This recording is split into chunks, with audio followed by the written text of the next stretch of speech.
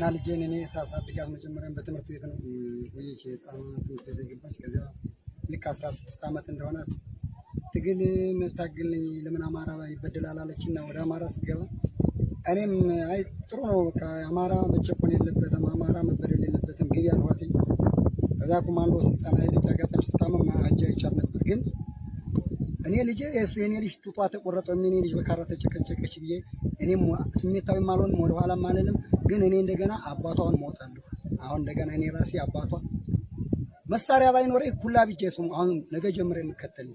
ስለዚህ አሁን ቢሆን አማራ ፋኖ ለምን እቺ ልጅ ስለሞተች ወደ ኋላ መሰቃቅሰው መውጣት ነው። አሁን ያለበት ሁሉ መውጣት ነው። ነገ ከነገ ወዲያም እጣ ፈንታ ይደርሰናል። እንደዚህ ህፃኖች ይታረዳሉ፣ ጉብሎች ይታረዳሉ።